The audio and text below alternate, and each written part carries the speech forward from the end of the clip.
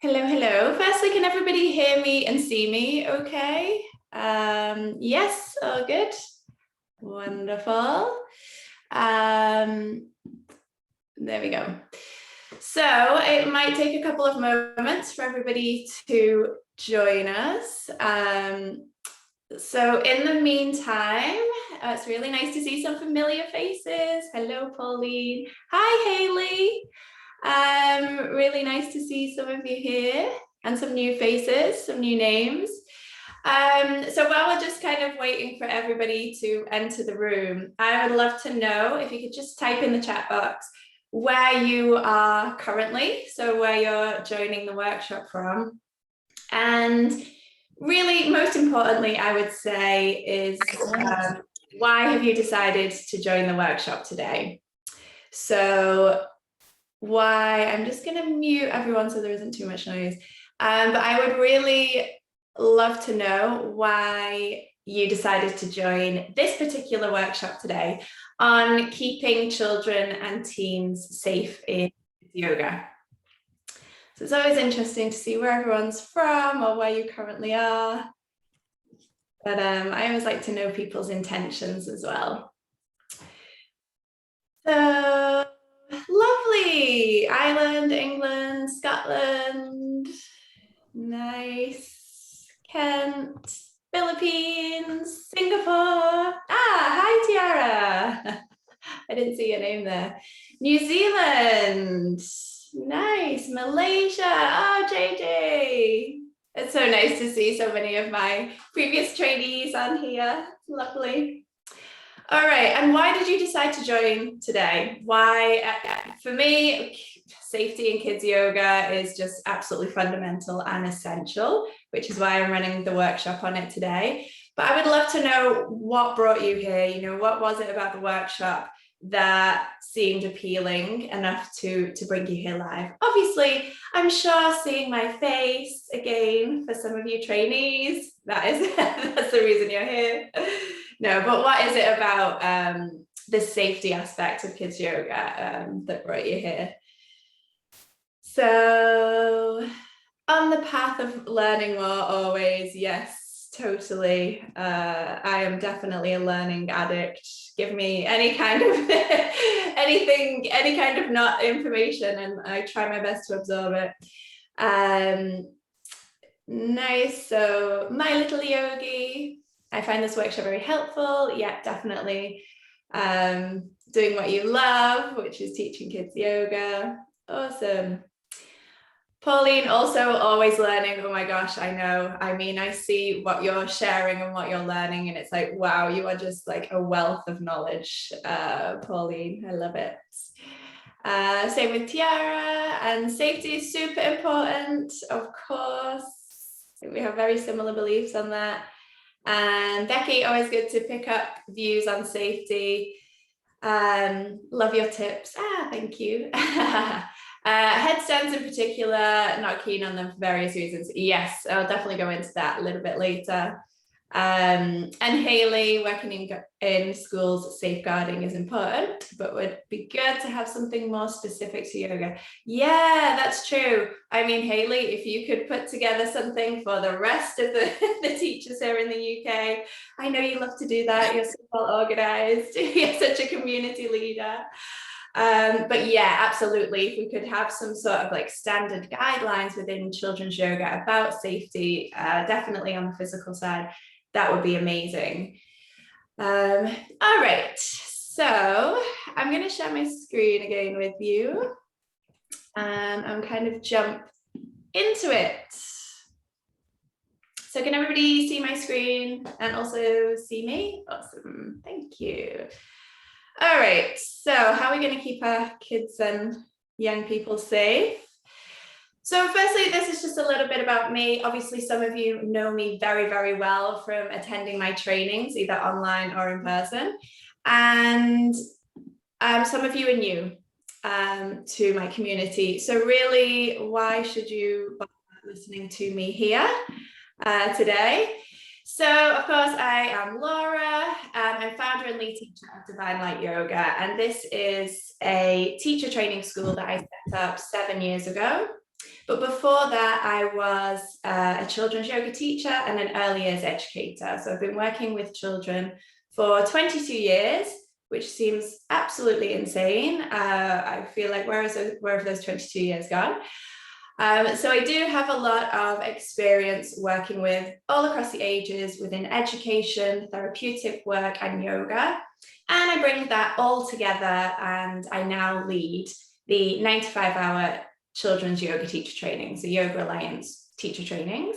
And I do that online thanks to the pandemic, which just means that I can reach more potential teachers, which is wonderful. But I also do it all around the world. So last month I was in Singapore. I usually do a training at least once a year in Thailand and Malaysia. And we have trainings going on all over the world. And typically it is a group just like you all here today. It is a group of yoga teachers, educators, parents, carers, professionals, healthcare workers, social workers. So it's a really wonderful mix. Our community, our Divine Light Yoga community, is super global and very diverse, which I love. And then I am also, aside from, being an advocate for, children's mental health and well-being, I am a dance lover. So if you follow my personal profile on Instagram, it is mostly me doing all sorts of random dancing, dance classes. I am a travel addict. So I have been traveling also for, 16 years, been living overseas. I lived in Hong Kong for a long time, Dubai, Mexico, Thailand. So I've lived all over. I'm a very playful yogi. So if you are new to me, if you can't already tell from the way in which I speak and facilitate a workshop, I am very playful in everything that I do. I'm a big believer in play being therapeutic, very much medicinal. And I really bring that into all of my workshops and my classes, no matter what your age. And like many of you, if not all of you on this class right now, I am a lifelong learner. Give me anything new and interesting, and I will try my best to learn it and absorb the knowledge. So even if you have been teaching for, probably some of you on here will have been teaching for longer than I have, for sure. But it's always great to get new perspectives and to learn from different people.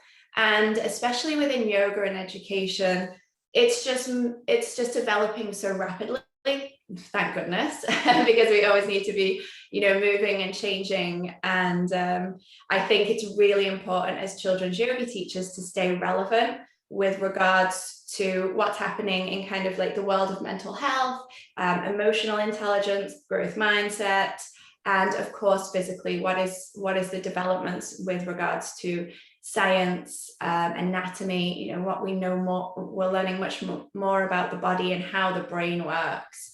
And I think it's really important for us to continue this learning process, no matter how long we have been teaching for. So it's really great to see you all here on the class. So why I decided to choose this topic, a lot of you will have been on my other workshops, either my free workshops or my teacher trainings, and I talk a lot about anxiety for, releasing anxiety for children and teens, or compassionate behavior management strategies for the yoga space. But keeping children safe is something that is just so fundamental to yoga, and it's something that I wouldn't even say passionate about. It's more like I've always felt a very deep responsibility to help protect children and keep children safe physically, but also mentally and emotionally. And it's something that I always teach in my teacher trainings. It just runs throughout the teacher trainings. I do talk about keeping children safe, also keeping yourself safe as the teacher. And I just kind of had this realization of this is not something that is widely spoken about in teacher training schools, or even, on social media. And so I thought it was important for me to kind of step up and maybe take that place of sharing my experiences and the knowledge that I have about keeping children safe within yoga. Another thing that maybe a lot of you also see is on social media, lots of unsafe yoga practices in kids yoga. And every time I see it, I feel like a physical response in my body when I see children, twisted into postures that are just so unsafe for their body. Or reading captions where I think that's really not keeping them very safe in a mental or a social respect. And so because of that, and I see it increasing on social media, it's just something that I thought, right, I really feel the need to say something about this. And I really hope that all of you after this workshop will also go out there and be kind of advocates for safe practices in kids yoga, not just in your own classes, but really also be spreading that with the parents who might be sharing it at home, with other teachers that you work with, and on your social media, because I think, as much as we may have a love-hate relationship with social media, we're all like, get teens off screens, but at the same time, we have to be on social media to raise awareness. And I really hope that after this workshop, that's something that you'll start to do. And I truly believe that if you cannot enhance children's development or their well-being if they don't feel safe. So a lot of children, they might physically be safe, like that they are safe in the room with you, but they might not feel safe. And if they don't feel safe, their nervous system is not going to allow them to relax, it's not going to allow them to focus, and they're not going to be able to learn. So it's really working with the nervous system and the brain as well. So safety is so much more than just, keeping their bodies physically safe. Okay, so today I'm just going to look at how we keep kids physically safe in yoga. So some safe practices that we can look at, poses maybe to avoid, and things that are going to enhance their development. How we can support them to really feel safe, and to keep them mentally, emotionally, and socially safe within our classes. And then right towards the end, I'm going to look at overcoming common challenges that we have as a teacher. Definitely would love to hear your opinions as we go along. So please keep, typing in the chat box, and, even having your own little conversations in the chat box as well, about problems that you see and experience as a teacher. And we'll probably go for I would say about 75 more minutes. I'm going to try and keep it. I'm going to try and keep it to 75 minutes. To be honest, when I sat down to start planning this, I realized it's something that you can, obviously I talk about it a lot on my 9 to 5 hour teacher training, but it's definitely something that you could do a whole training on. And I have put together a half day 4-hour training that I'll be leading next Saturday morning for anyone that's interested. But I'm going to try and give you as many practical kind of skills and techniques as I can in this next 75 minutes. So keeping children physically safe, obviously we know the why, but we really, as a yoga teacher, or those of you that are parents and carers who are practicing yoga at home with your children, or teachers in your everyday work, we really want to be focusing on enhancing their physical development. So obviously when they come into the yoga class, we want it to be fun, we want it to be engaging, but that doesn't have to be through all of these, dynamic, advanced postures in which they're putting themselves into binds and pretzels and, going upside down. We really want to enhance their physical development. So looking at the child, looking at their age group, looking at their individual bodies and needs, and thinking, what do these children actually need? On a physical level, what do they need to develop? Because overstretching the joints is not something that they need. Going upside down is fun, but it's not something that they need. And it's something that they playfully do anyway in the playground. But what do they need from us as the kids yoga teacher? So they need to develop their balance, fundamental balance, and then balance, from a young age, balance on 2 feet. And then, as they start to get older, yeah, maybe balancing, on hands and arms, balancing on their sit bones, but just general balance in their body, understanding, how their body moves, how their body feels when they're in a balancing pose. So developing that side. They need to develop coordination. Definitely, all children. I mean, we even get, adults into our yoga classes who are struggling with coordination. So let's just keep the poses like fundamental. They can be fun, they can be complicated or a challenge for children, but it's a challenge because it's a coordinational challenge. What is the right side of the body doing versus the left side of the body? Can they balance whilst one side of the body is doing this and another side of the body is doing this? So the bilateral integration. And just working on general control, skill, and agility, understanding their body, exploring their body, and figuring out how can they control it? How does it work? What happens when I do this versus this? How does it feel when I do this versus this? So poses which are, either inverted poses, really dynamic, arm balances, poses that are putting stress on the joints, deep back bends, they actually don't need all of that. They just need all of these fundamental skills, especially if we're talking about the children that are 10 years and younger. They don't need to focus on core work. They don't need to be engaging certain muscles. They don't need to be building up their flexibility. They need the basics. They need to understand their body. They need to control it. They need to figure out how it works with, skill and agility. And they just need some coordination and balance in their lives. So these are the things that we should be really focusing on. Obviously, we want to keep the physical body safe. So really, when you're thinking about what poses you're choosing, just thinking to yourself, how is this developing their bones? How is this affecting their joints? What is their spine doing in this posture? Is it detriment? Are we doing a pose that's going to be putting their spine out of alignment or putting their, really overstretching the joints? What's happening to their internal organs? Is everything healthy that we're doing here in the poses? So their bodies are very much still developing until 22. Some physiotherapists would say 26.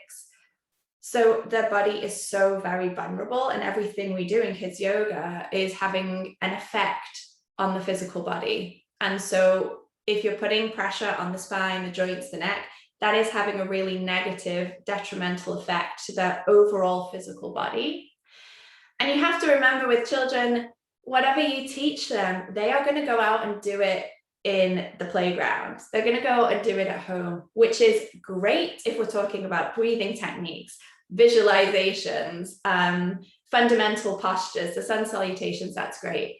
But if you're teaching them how to do headstands in class, or you're teaching them how to do deep twists with binds, they're going to go out and they're going to do that in their everyday life.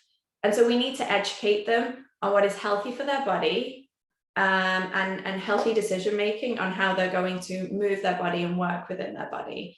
And so if we're teaching them all of these poses that are detrimental to their physical health, then we're just teaching them that this is okay, so go out and do that. And so that's where choosing age appropriate and body appropriate poses and movements, and really avoiding these unsafe postures for their bodies. So if you're working one-on-one, it's a lot easier to choose poses which are specifically beneficial for their individual bodies. But if you're working in a group, you want to look at generally the age. Okay, what should they be working on? What is healthy for them? What is safe for them?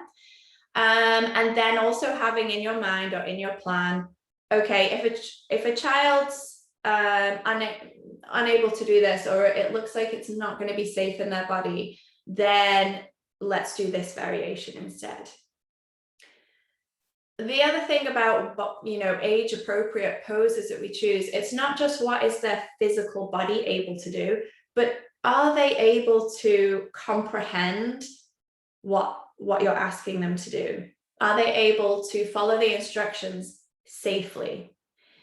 If you're asking a 6-year-old to do a headstand, not only is it not safe for their neck and their spine, but they don't have the body awareness, right? They don't have the mind-body connection quite yet. That's what they're learning in our yoga classes.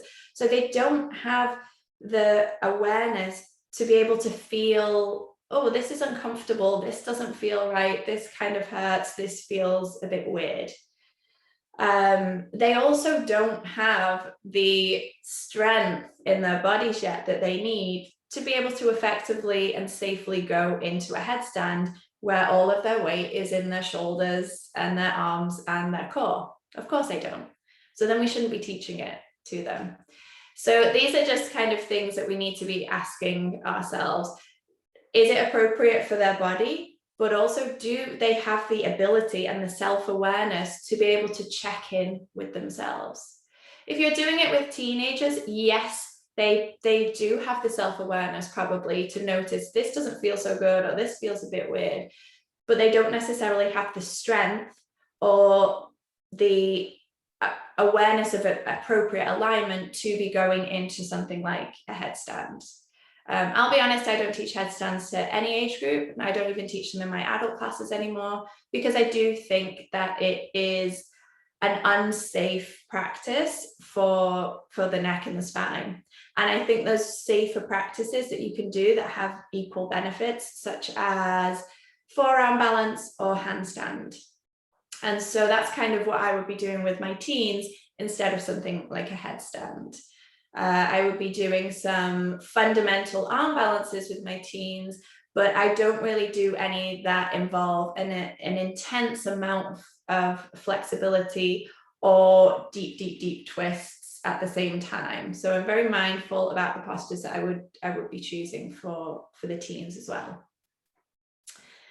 So what can we do about this?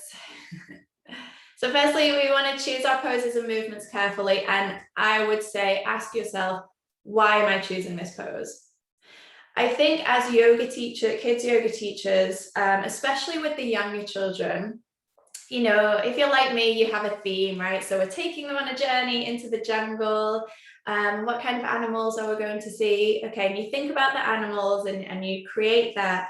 But then the poses that we choose tend to be poses that just fit in with that theme. And so I would suggest, rather than just thinking, okay, well, they're going to see a tiger, they're going to see a monkey, and they're going to see, you know, a dragonfly. So these are the poses that I'm going to do.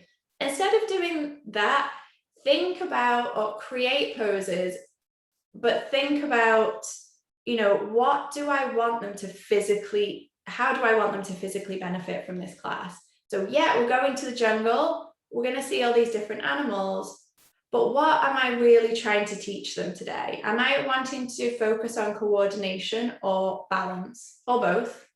Do I want to teach them 5 new poses that is really going to help with the bilateral integration? Do I want to teach them, you know, a set of 8 new postures that is really going to help them with balancing on 2 feet, or with understanding how their body moves and feels? So really thinking about the objective of why you're introducing certain poses to children, and taking it beyond, well, it just kind of fits in with my theme, and really thinking, what are they getting? What are they gaining from this? Because that is really one major aspect that we, you know, why we teach children's yoga. I mean, obviously yoga has so many benefits, and yoga is so much more than the physical. But when we are teaching the physical aspects, why are we teaching certain poses? What do we want the children to gain physically? What are the benefits for each class? You know, what do we want to develop?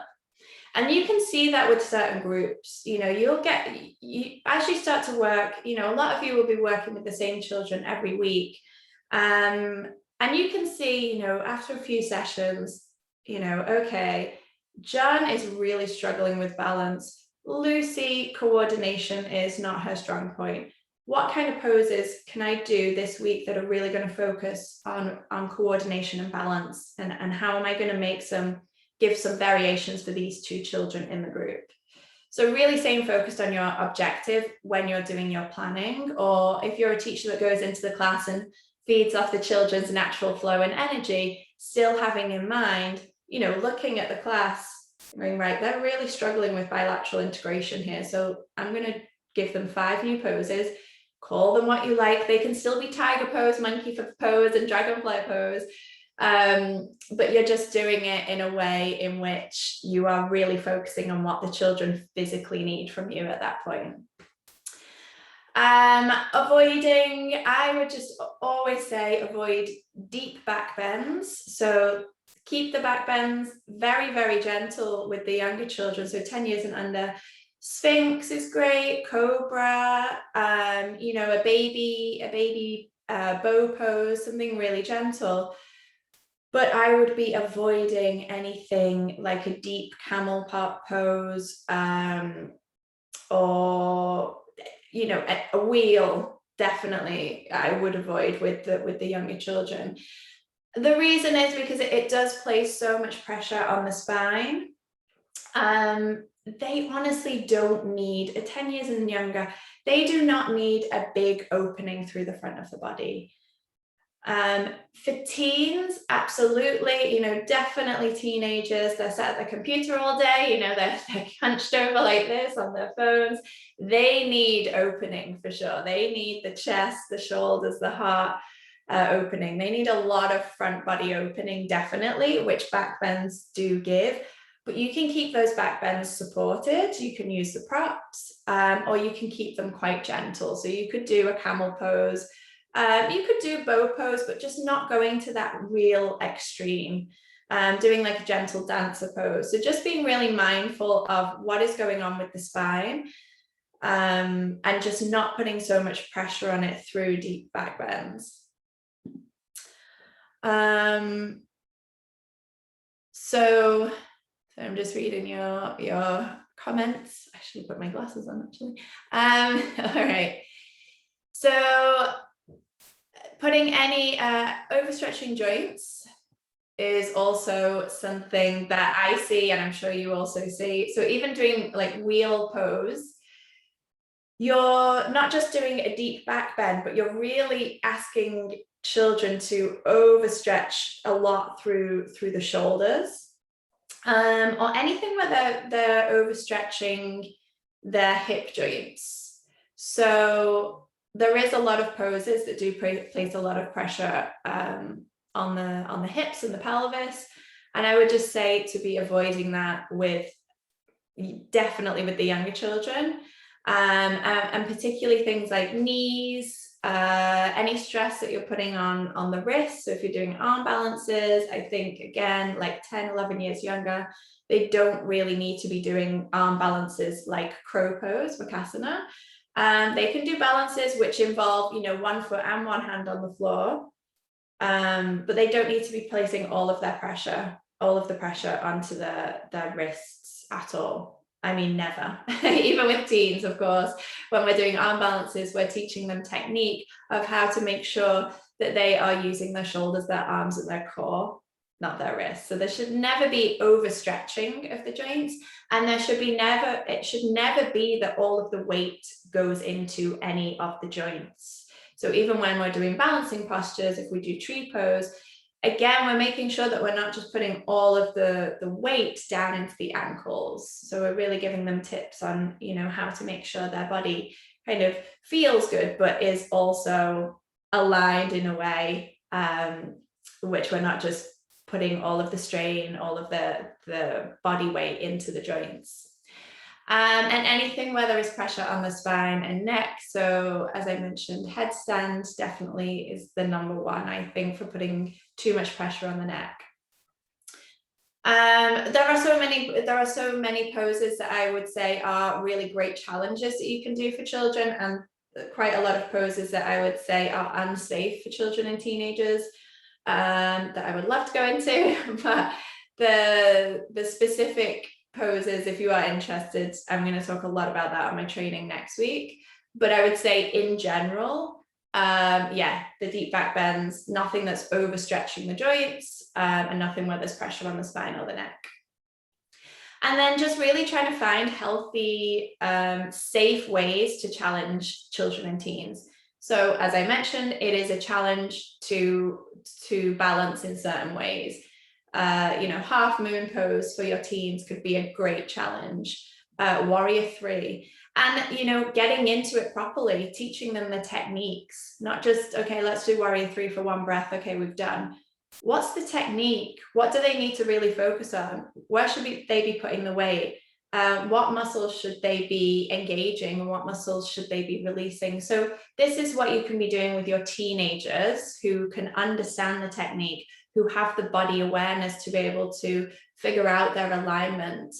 And then with the younger children, so 10 years and under and early years children, challenging them in the way that, can we hold this while we do our humming deep breath? So, and challenging them to hold it in a fun way.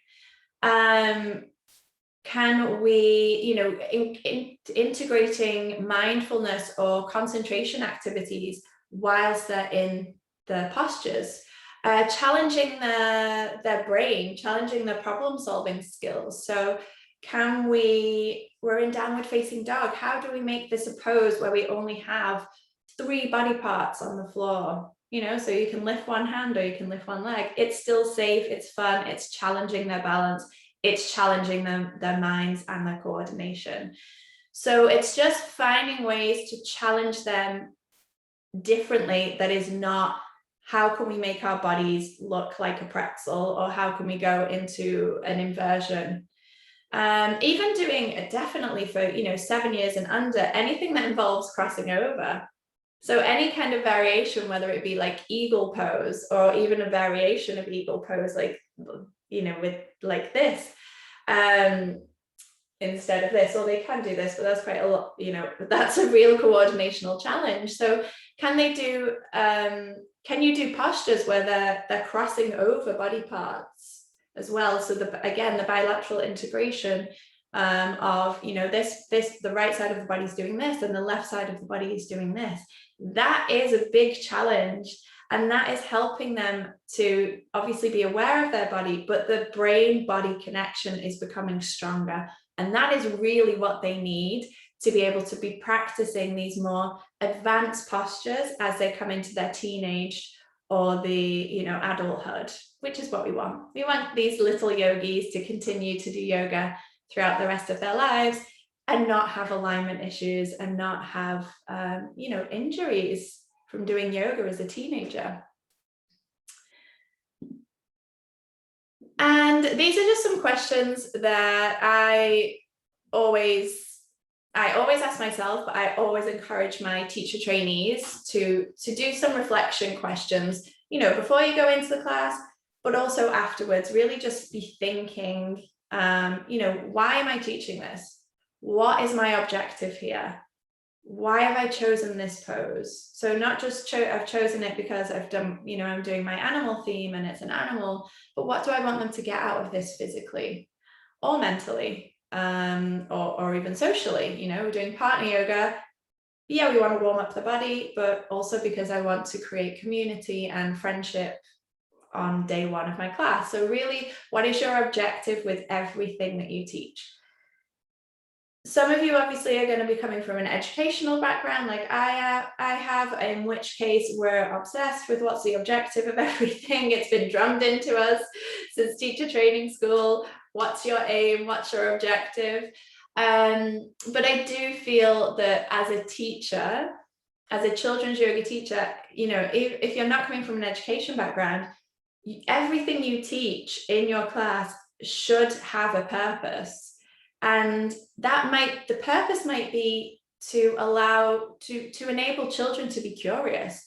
Your purpose might be, this is 5 minutes where children are socializing, where they're building their social skills. This is, you know, this part of my class is, the purpose is that they can be quiet within themselves. But everything that you teach, everything that you guide should have a purpose. And so if you're teaching poses, what is your purpose? And really just coming back to that, what's your objective? Yeah, Pauline, what is your learning intention? Yeah, and it's something that we in education as well, you know, we ask the children, but it's essential that as teachers have, you know, an intention for everything that we teach. And, you know, is there an alternative? I think that's a nice one to ask. So, you know, if you've got children who they are doing wheel pose all the time when they come into your class, and I know that you all have seen that, you know, they're 7 years old, they're flipping into wheel every 2 minutes. Is there an alternative that we can teach them?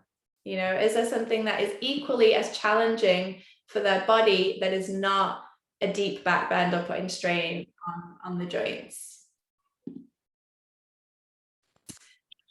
So then the mental and emotional side, and this is about helping children feel safe in your care. So as I mentioned before, if they don't feel safe, their nervous system will likely be in fight or flight.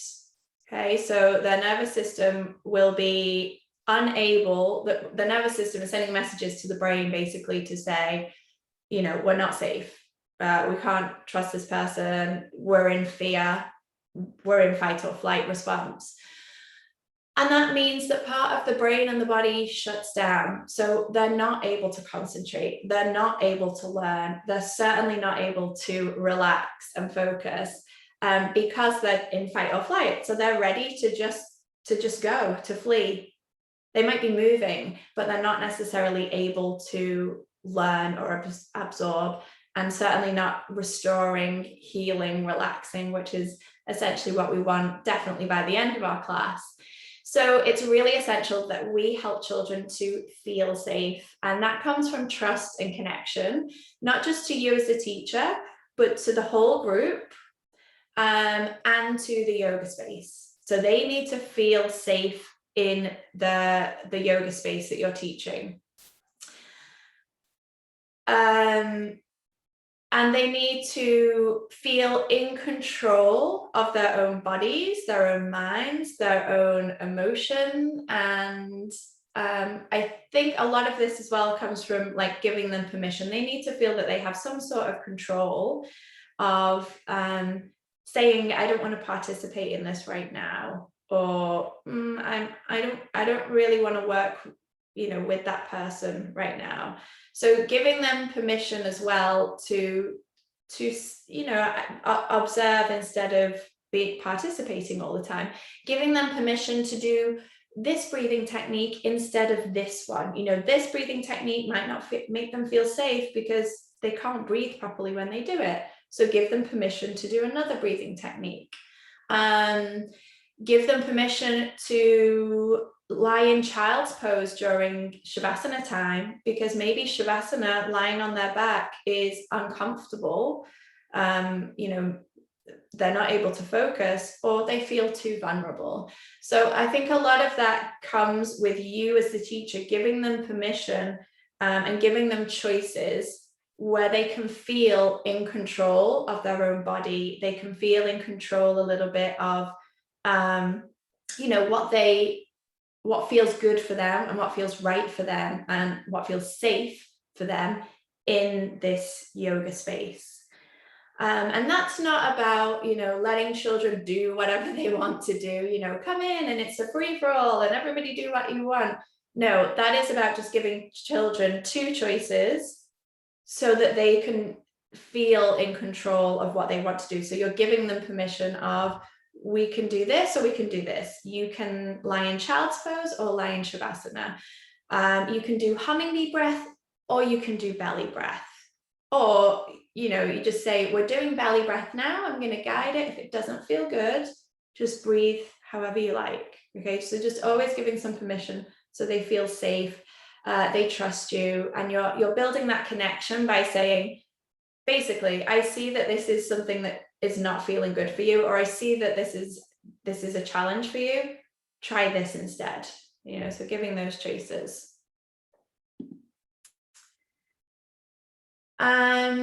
So we do want to make sure that we are creating connection and community instantly. So basically as soon as we meet the children, and this can come from really simple things as when they walk in the room, you know, your body language and your facial expressions, greeting them, you know, by getting down to their level. So it's eye to eye contact, rather than I'm up here as a teacher and you're down there as this little 3-year-old.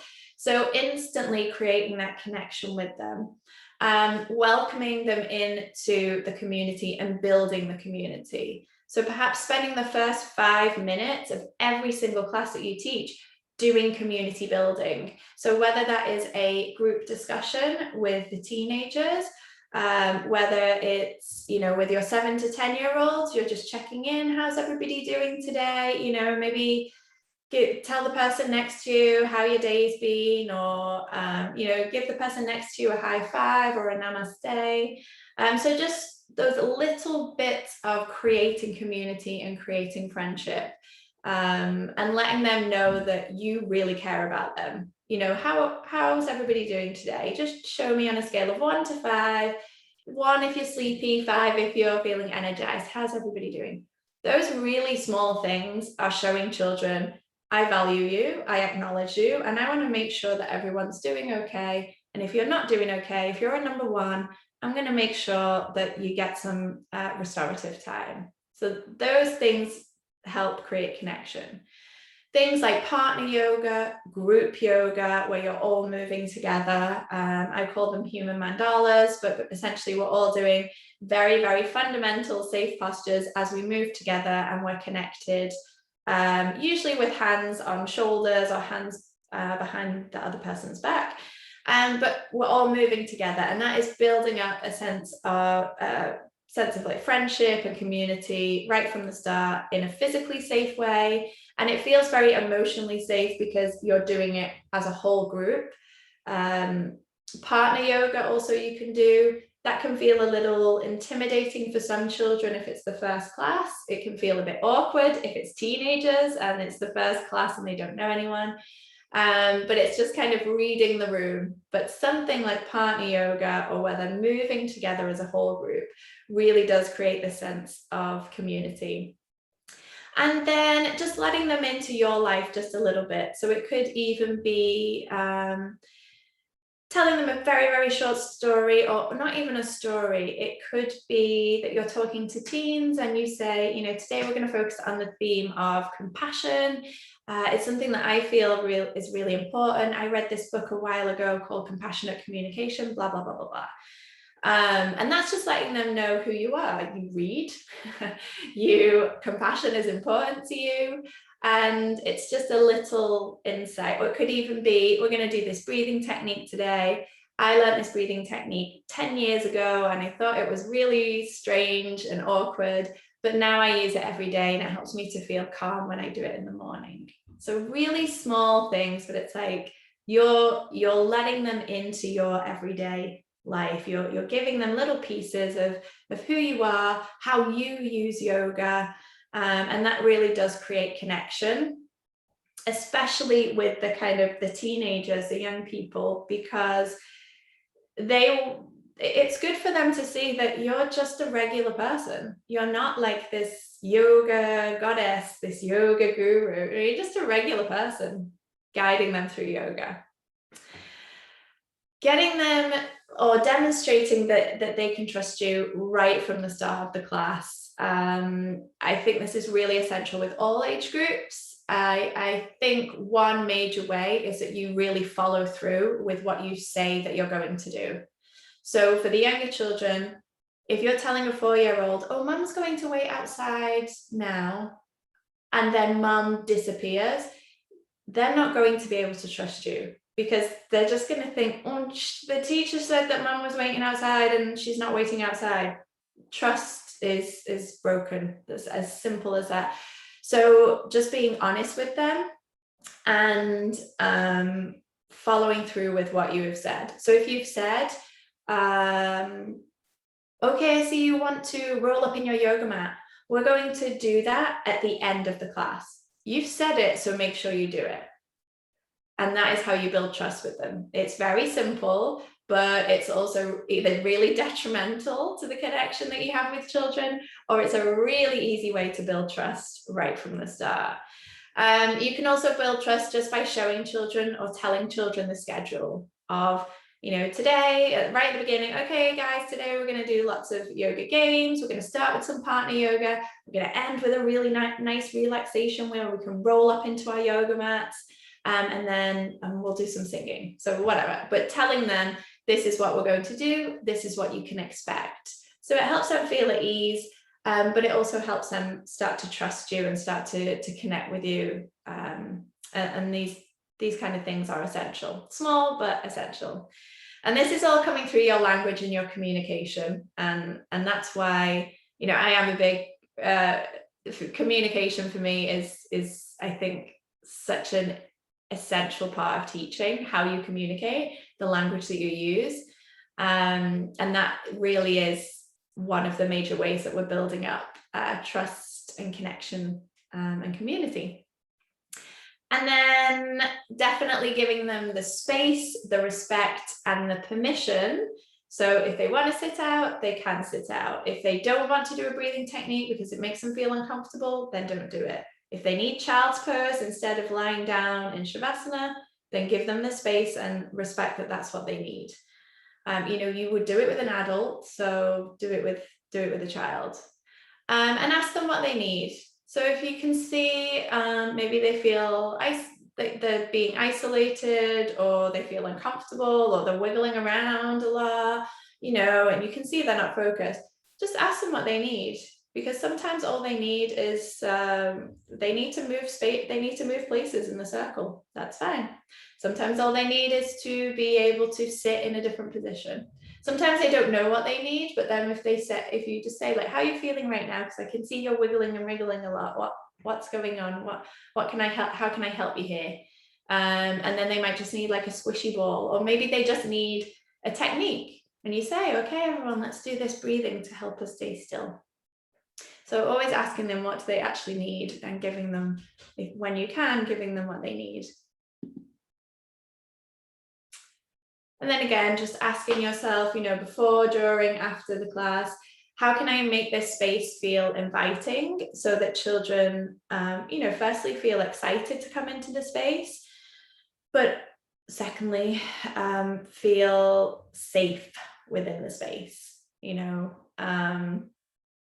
and if you're like me, you've taught in some really uninviting places, whether it's like a gym or a school sports hall that's really giant, and you've only got 3 4-year-olds in there, and it feels very intimidating, but there's always ways that you can make that space feel inviting, whether it is just rolling out the mats and placing like a little stone on there where they can have it as, where you can use it for their breathing, and or whether it is, making something in the center of the circle, just to make it, as a focus point, and it looks beautiful for them as they come in, or just dimming the lights, making it smell nice. So how can you make a space feel inviting for them and feel safe?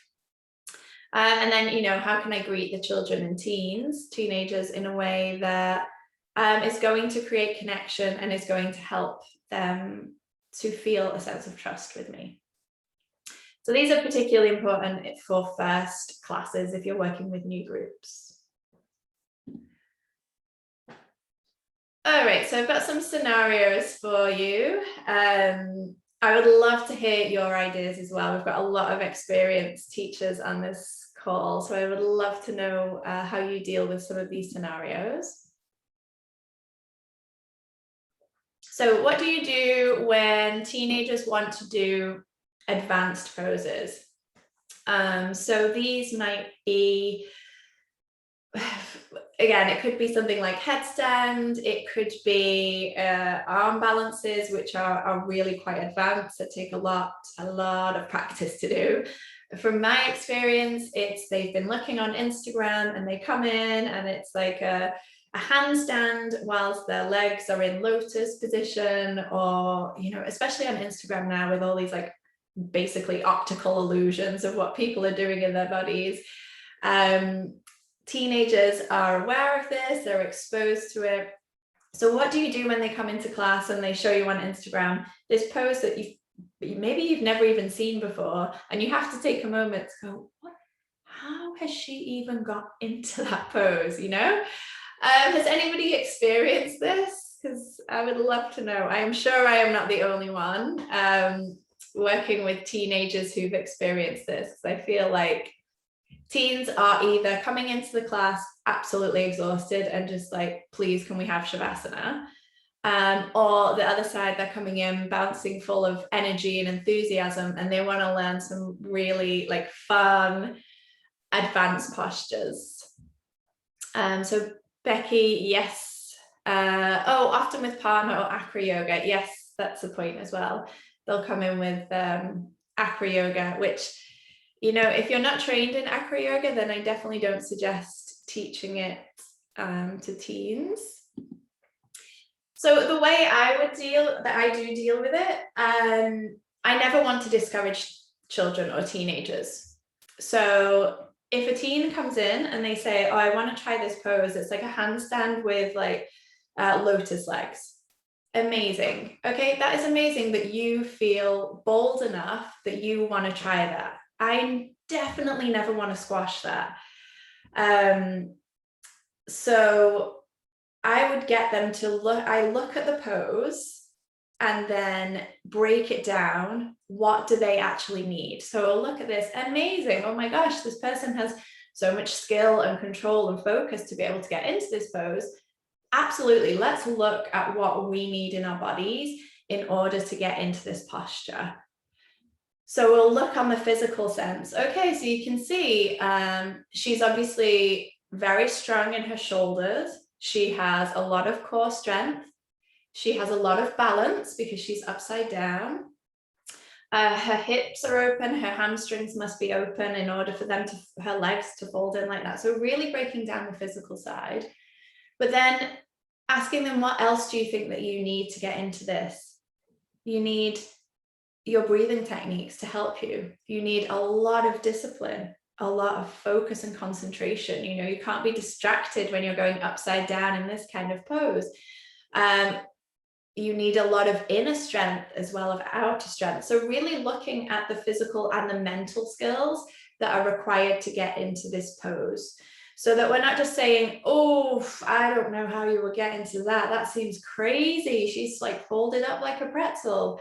Or, oh my gosh, you would need years and years and years of practice to be able to get into that.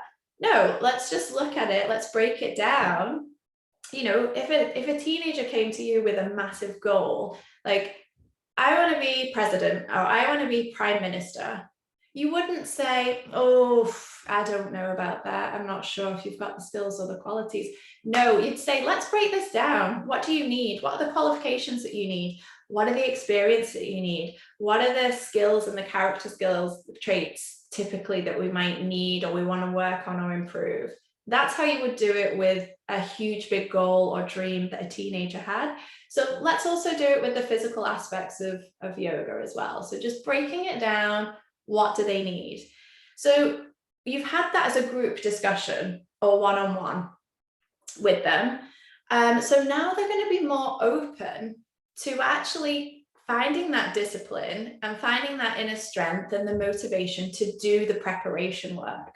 So then that makes the kind of the fundamental poses or the yoga drills that you might do with them more interesting, because you can see, okay, so let's start working towards this pose that you've created, right? We've had a discussion about what we need to work on. So today, let's focus on shoulder strength, because that's the number one thing that we need for this pose here. Let's focus on shoulder strength.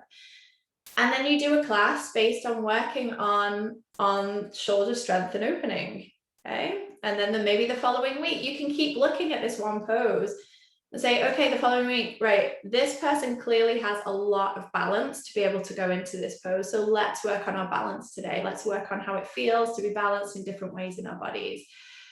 So you can guide them through the preparation poses with this kind of huge, big goal in mind. And to be honest, like, it's not about the physical side, as we know, but it really is helping teenagers as well to look at, okay, this is my goal and this is how I need, these are all the skills and the qualities that I need. And it's not just physically, it's also the mental, the mental strength, the mental ability as well.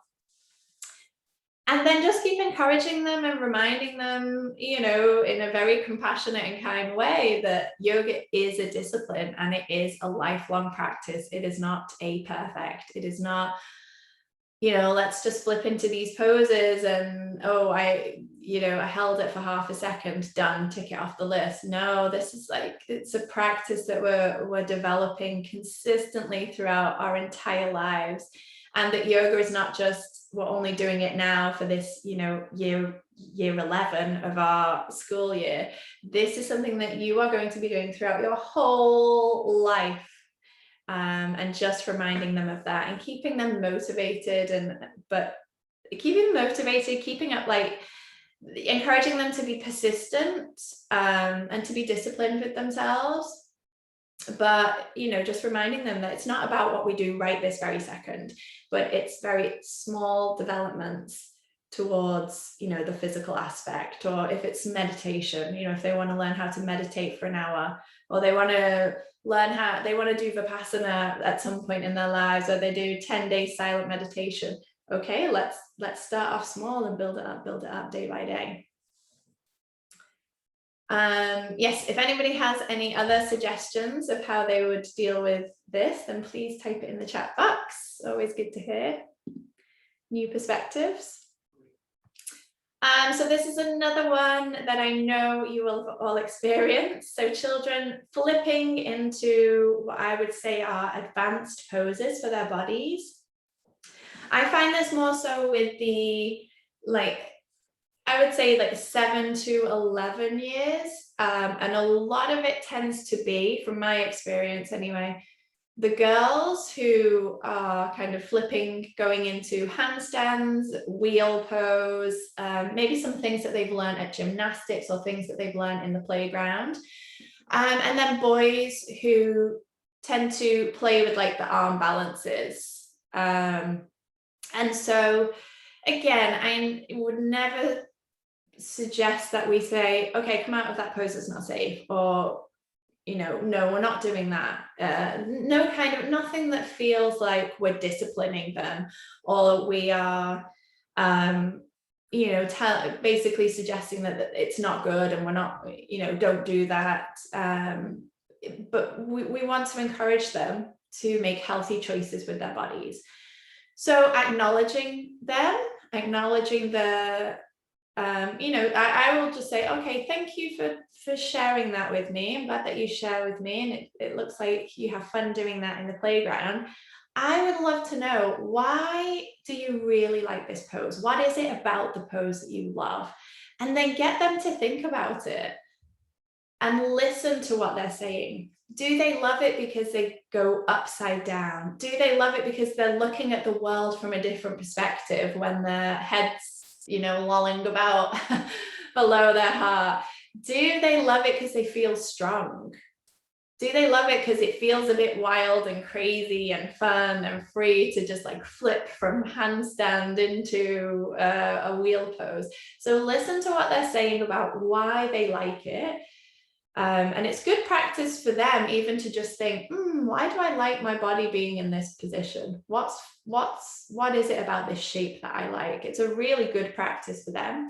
But then if you listen to what they're saying and then show them other poses that can make them feel that way, but that are safer. So if they're saying, I like this because it feels good to be upside down, it's really fun, then you can show them alternatives. You can show them very, very basic inversions like downward facing dog, which is an inversion because the head is below the heart.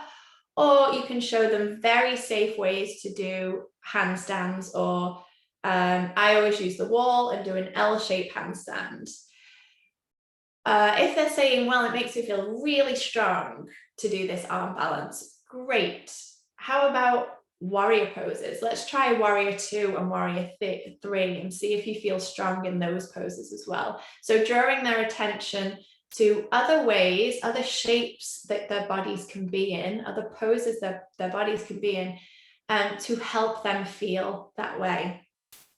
And this, again, it's just a great practice, because a great aspect of yoga is that when they have the self-awareness of like, oh, when my body feels angry, you know, oh, I can do this position because it makes me feel calmer. Or when I feel really scared or tired or fearful or whatever it is they're feeling, I can do this pose that makes me feel strong or energized. But this just requires a little bit of curiosity from you, really listening to what they're saying, and then giving them other poses that are safe for their body, where they can feel the same way.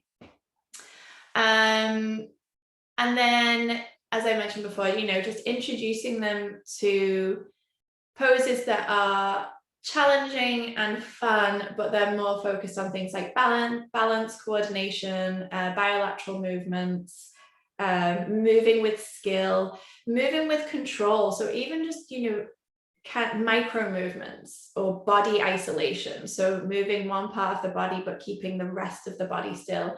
This is a really great skill for yoga.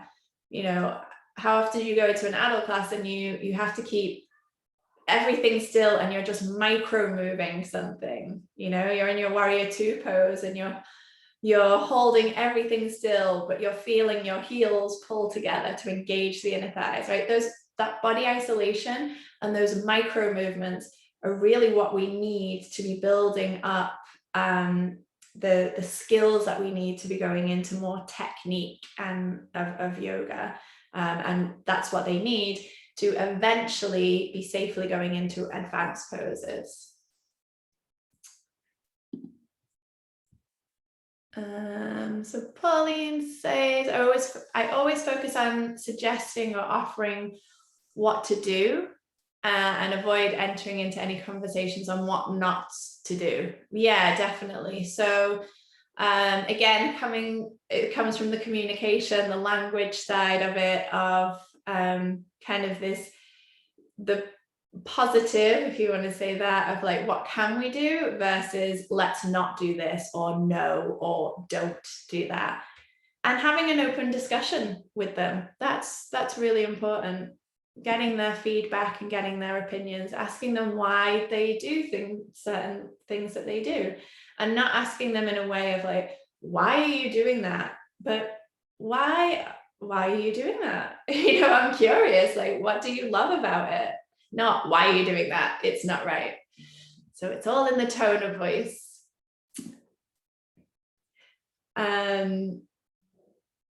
Yeah, Haley, I've been too quick to say no.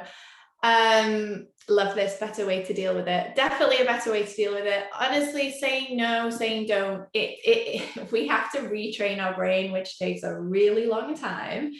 I see a lot of teachers, especially when you're talking about safety, it's just so instinctive. It's just like, oh no, because you know, it's coming from a place of caring, in like, that's going to be like painful or dangerous for you. So like, don't do that. No. It's just instinctively in us. And it's like slowly trying to retrain our brains to say, okay, let's do something else, or let's try something else, or, you know, be mindful there, let's come down and let's I would love to talk about why you love doing that.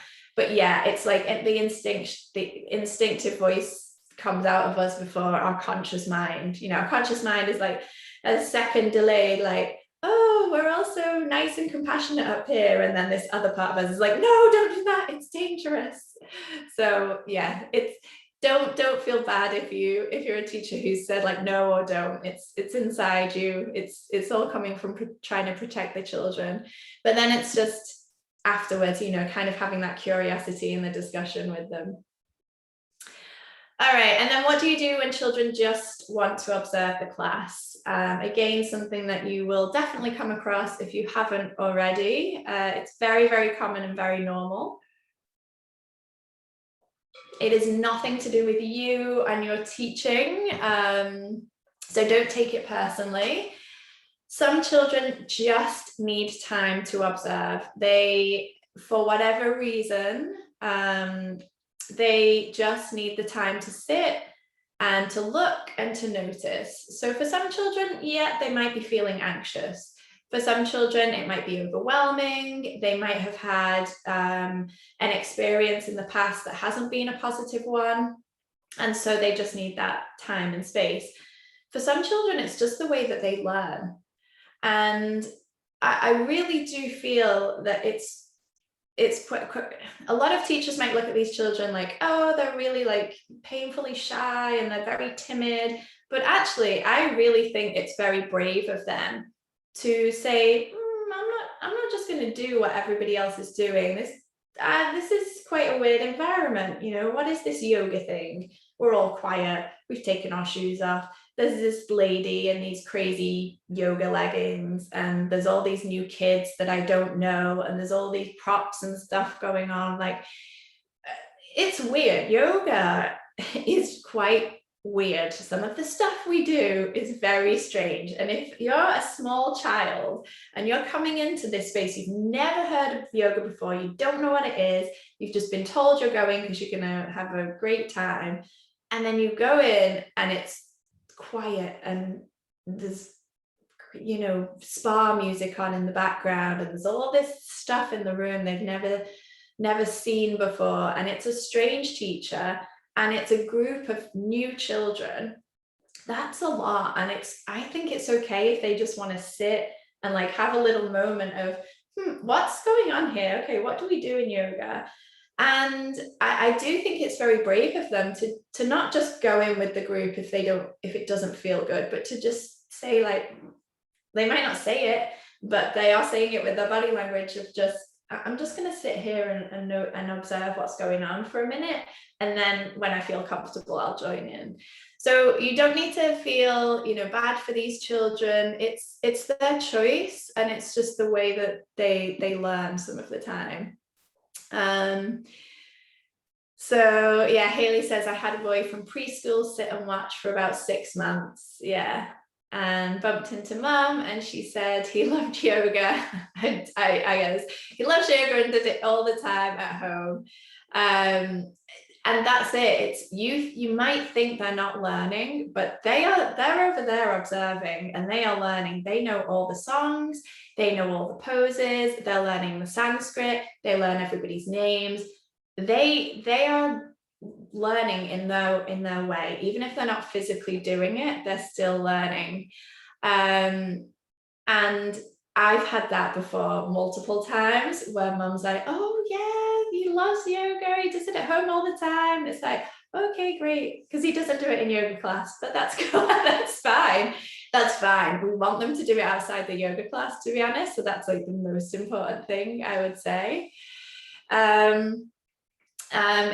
Keep promoting inclusion, because we all learn in different ways, and it's important to educate the children as well that it's okay if Molly is sitting over there for, you know, and has done for the last 5 sessions. That's okay. That's the way Molly learns, and it's okay. You know, that's fine. She's enjoying it. Maybe she'll join in at some point, maybe she won't, but she's learning in a different way. We all learn in different ways. Becky, similar experience. They're just absorbing it. Exactly. So it is just about letting them have their space, letting them have their time. You can obviously gently encourage them, or just let them know, I would say, rather than encourage them. Just let them know you can join in at any time that you want to. Sometimes it's just the first 15 minutes. Sometimes it is the first few classes. So it might be 5 or 6 classes. Haley, you know, 6 months is a long time. I haven't had a child wait that long to join in, but it's completely fine. And, you know, if the parents are also seeing, oh, well, he's doing yoga at home all the time, then they know that their child is learning, and so they probably don't care that he's whether he's actively participating in the class or not, because they know their child. And I'm pretty sure if he's doing it in yoga, that's the way he is behaving and learning in other classes as well. And yes, I agree with Pauline here. We often overpraise children when they do join in, and it does draw too much attention to them and set them back. I totally agree with that. I think when children join the circle, you can say to them, you know, quietly, oh, thank you for joining, or it's great to have you join. But honestly, I think just a smile, and just act like they've been part of it the whole time, because in their minds that they have been part of the circle the whole time. They've physically been sat over there, but if you watch them, if you see them, they'll laugh when the other children laugh. They'll smile when something's going on.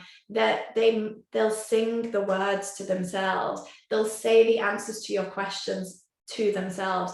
So as far as they're concerned, they're fully participating in that group. They're fully participating in everything you're doing. So when they physically come over to join the group, as far as they're concerned, it's the same. They've just moved from the mat to the circle.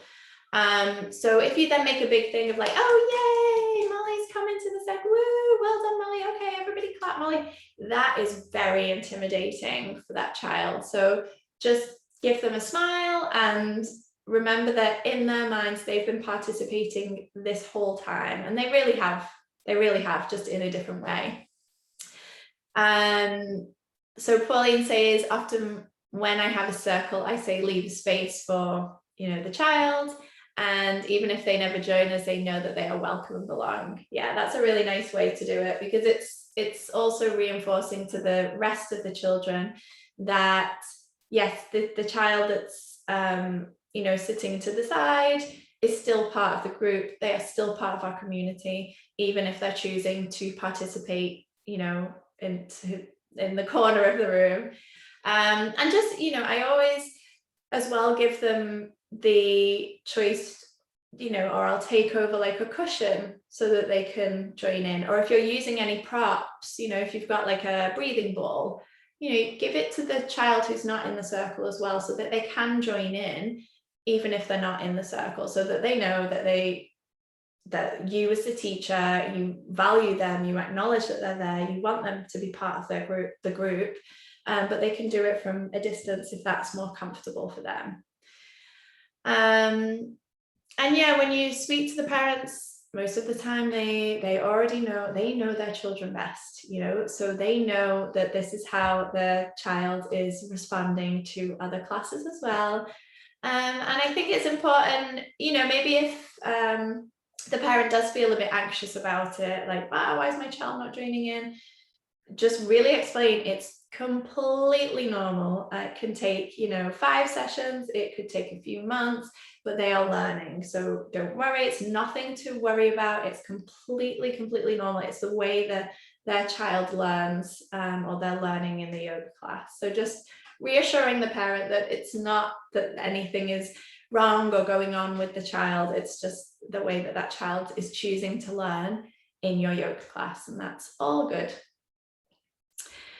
So thank you for your feedback on that. It's good to know that everybody has experienced that. It's definitely something that's going to come up, honestly, in so many classes. So it's good to get different ideas and different perspectives. So I would love to know, if you type in the chat box, what has been the number one thing that you learned today, or maybe something that has sparked some inspiration in you, or something that has reminded you, you know, I haven't done that for a long time, or I haven't thought about that for a long time. So what has been something that you've learned from the workshop today? It's always good to get some feedback, as I would with the children and the teenagers that I work with. It's also important to get feedback from adults. And as I mentioned at the beginning of the session, I really do hope that not only that you're going to get some new ideas for yourself and your own classes, but I really hope that you will kind of join me on this movement of starting to share this with other teachers and parents, and really promoting safe practices within yoga. It sounds like Hayley might be, putting together some sort of UK safeguarding documentation. I'm joking. We could do it. we could do it as a whole community. But I do hope that, yes, that you will also join me on promoting safe practices for children in kids yoga for other teachers. All right, so Hayley says, stop saying no, thinking about the purpose of the pose rather than just fitting the theme. That's great. It's funny because when even putting these together, putting the slides and things together, I'm like, oh yeah, that's something. Oh, and yeah, I haven't done that for a while as well, or I haven't thought about that for a while. So for those of you that are interested in learning some more, I am running a half-day training next Saturday, the 21st of July. So it'll be 9 a.m. GMT time, so 10 a.m. in the UK, 2 p.m.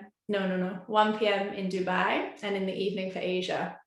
And we're just really going to go deep into this. So I'm going to be talking about very specific teaching skills. I have particular formulas that I use that work really well, especially with teenagers, to make sure you're getting great alignment cues in there, you're doing safe adjustments, it's engaging, it's fun, you're teaching them technique, you're teaching them self-awareness, and they are going into advanced poses that are really safe for their body.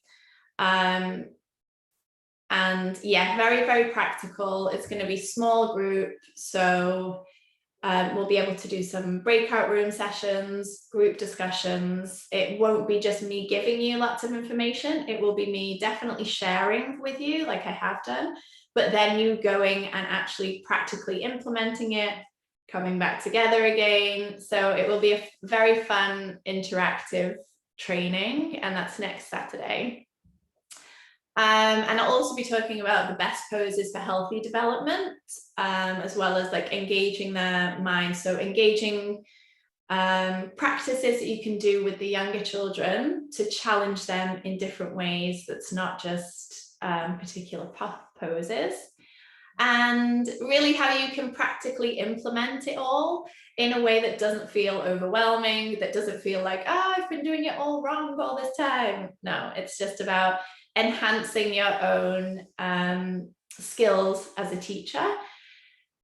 Definitely good for those of you that want to teach teenagers or want to go deeper into your classes with teenagers, and you want to really be able to teach them safely in a way that is engaging, that's really setting them up for healthy development and healthy practices.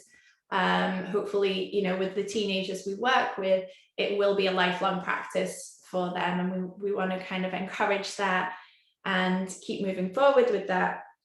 And so yeah, I'll be talking a lot about teaching skills for teaching advanced poses to teenagers. So it's something that I talk a lot about on my 95 hour. So, if you're interested in doing the Yoga Alliance 95 hour with me in person or online, then definitely get in touch with me. But if you've already got that, you've been teaching for a long time and you just want some professional development, then it will be next Saturday, 4 hours, small group with me. It will be lots of fun. You will not be muted because it'll be a small group and it will be very much a shared learning experience. And it does count towards Yoga Alliance continuing education units. So for those of you who need to tick off some hours of training this year, which we have to do every couple of years, it does count towards that. And right now I have a discount, so it's a 50% discount if you would like to sign up before next Saturday. And then you can join live, and you'll get lifetime access to the recording as well. So it's really going beyond just the safety. It really is, I would say, enhancing your teaching skills in general, but it is a focus on the physical safety and how we can make sure that they feel safe within our yoga class. So I will look at different, I'd say, like techniques and tips on how we can make the yoga space a safe, nurturing space as well for the children and teenagers, but how we can keep the poses safe in an engaging and fun way. So it's things that you can use throughout your entire class. So if you are interested, you can just head over to the website link there. If you've got any questions, then of course let me know, or you can DM me or email me. I will be sending out the recording of this session in probably later today via email, so you can watch out for that.